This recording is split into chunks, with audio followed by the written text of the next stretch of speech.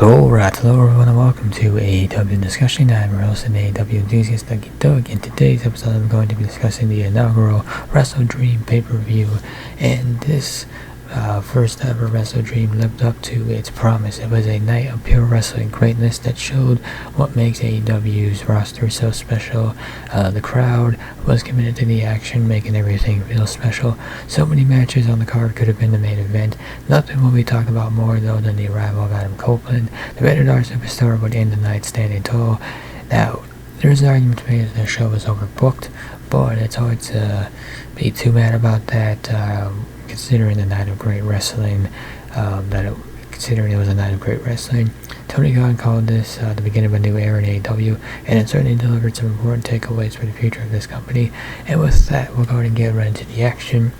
And the way this discussion episode has been structured, pick up 4 people from the show, and we're just going to talk about their night. So we'll start with the AEW World Champion and one half of the ROH Tag Team Champions, MJF.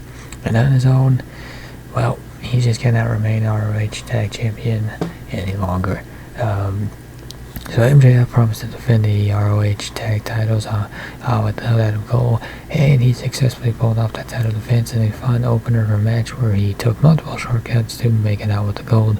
Anytime an established tag team loses a handicap match to a single star, it does devalue the team.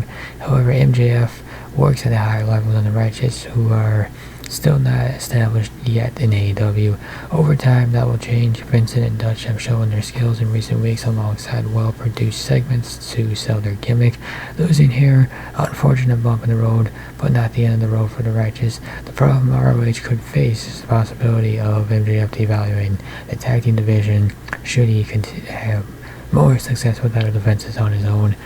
So it is time for him to drop those titles sooner rather than later, and the best option right now would be Mike Bennett and Mike Taven. I don't know why AEW has been holding off on giving those guys a tag title match, but maybe that's why.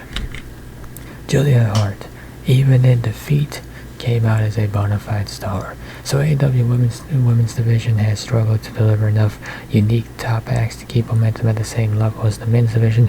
However, that is changing, slowly but surely. 24 years old, Chris Statlander was a young up-and-comer when she first signed with AEW, and it took until 2023 for her to put it all together and become a top name as TBS champion.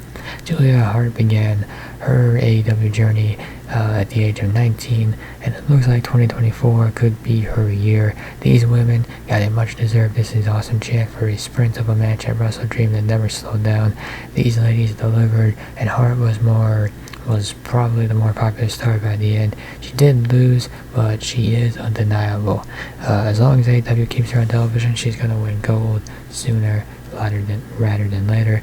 And Statlander, when she was 24, signed in AEW back in 2019, and Julia Hart signed with AEW back in 2021. So get some years in there with the ages. Swerve Strickland proved himself as a main event act.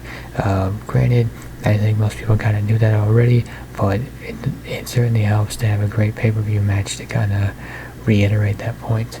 So Hangman Adam Page and Swerve Strickland sold their WrestleDream match more than just about anyone else. It was a heated feud focused on the mogul's desire to prove himself with his first big opportunity on the pay-per-view stage, and prove himself he did. He competed with one of 6 AEW World Champions from bell to bell. At every stage, he stood out, feeding off the energy of the crowd. Page was rejuvenated working with the mogul. It was as good as Page has looked in years, so I pushed him to work like he was still the world champion. And on a night of great wrestling, this one was a highlight. A rematch might be in the cards, which would allow Hangman and Swerve to prove that this was only the beginning. After that, Swerve could go as far as challenging for the world title. He is on a great trajectory after his performance, and getting the win also helps. Oh, one backwards there we go.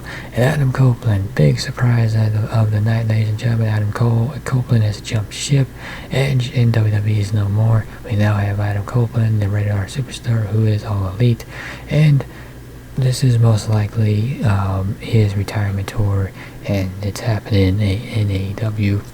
So in January of 2020, Edge would make his return to professional wrestling, a shocking moment after his heartbreaking retirement in 2011.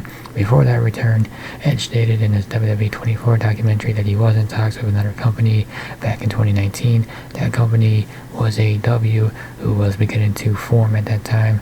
WWE was able to promise more to Edge at that time, but that communication line clearly remained open. And when his contract with WWE was expired, this time it was AEW that won the bidding war. He will likely go by his real name, Adam Copeland, which I guess so far he does, unless he has another one in mind. That's not certain though, as he's never wrestled outside of WWE. Or outside the WWE system. This is a chance for Copeland to end his career on his own terms. He can work with longtime friend Christian Cage, who had a great main event match with Darby Allin before Copeland arrived. He can face wrestlers he has never fought before. Bryan Danielson, first name that comes to mind. That match should have happened in WWE. It didn't. Now you have a chance to make it happen. AEW has a proven track record with veteran talent, from Chris Jericho to Sting, so Copeland, in safe hands with a company that will want to give him what he wants. It's up to the limits of his vision in terms of what he wants. So disappointed to no longer see Edge in WWE, but excited to see what Adam Copeland does in AEW. And with that will conclude this episode of AEW Discussion. If you enjoyed this episode, be sure to hit that like button down below.